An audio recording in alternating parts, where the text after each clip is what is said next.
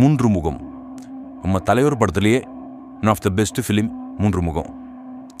இதில் வர Alex மாண்டியன் character யாருமே மறக்க மாட்டோம், எல்லாருக்குமே பிடிச்ச கேரக்டராக இருக்கும் அது. இந்த படம் 1982 வந்தது. பின்னா இந்த படத்தை பற்றி பேசுகிறான்னு நீங்கள் யோசிக்கலாம். ஒரு டைம் பீரியடில் பார்த்தீங்கன்னா ஒரு படம் ஒரு ஹீரோ பண்ணுறாருன்னா அதே மாதிரி கான்செப்டில் இன்னொரு படம் இன்னொரு ஹீரோ பண்ணுவார். அது பார்த்தீங்கன்னா ஒரு ட்ரெண்டாகவே இருந்தது ஒரு டைமில். இப்போது இது ரஜினி கமல் அவங்களுக்கு மட்டும் இல்லை, எம்ஜிஆர் சிவாஜி அந்த டைம்லேயுமே இருந்தது. இப்போது சிவாஜி நவராத்திரின்னு ஒரு படம் பண்ணார். அதில் அவர் 9 ரோல் பண்ணியிருப்பார். அதே மாதிரி ஒரு 9 கேரக்டர்ஸை வச்சு நம்ம ஒரு படம் பண்ணணும்னு சொல்லிட்டு எம்ஜிஆர் சார் நவரத்னம் அப்படின்னு ஒரு படம் பண்ணார். அதில் அவர் 9 ரோல் பண்ணியிருக்க மாட்டார், ஆனால் 9 ஹீரோயின்ஸ் லீட் ரோல் அதில் யூஸ் பண்ணியிருப்பார். இதே மாதிரி மூன்று முகம் பார்த்தீங்கன்னா உங்களுக்கு அப்பா கேரக்டர் பையன் கேரக்டர் 2 பேரும் இருப்பாங்க.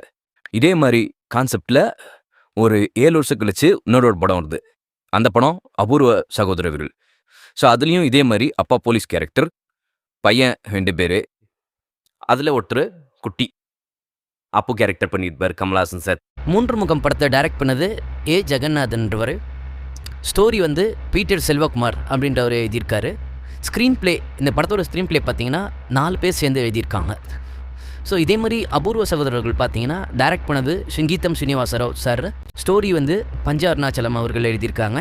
இதுக்கு ஸ்க்ரீன் ப்ளே பண்ணது கமல் சாரும் பஞ்ச அருணாச்சலம் சாரும் சேர்ந்து ஸ்க்ரீன் ப்ளே பண்ணியிருக்காங்க. படத்தோட இன்னொரு ஹைலைட் பார்த்தீங்கன்னா இதில் தான் ஃபஸ்ட் டைம் கிரேசி மோகன் சார் கமல்ஹாசன் சாருக்கு டைலாக்ஸ் எழுதியிருக்காங்க. ஸோ இதுக்கப்புறம் இதே மாதிரி இன்னும் நிறைய படங்கள் வந்திருக்கு. அதை நம்ம அடுத்தடுத்த வீடியோவில் பார்ப்போம். தேங்க்யூ.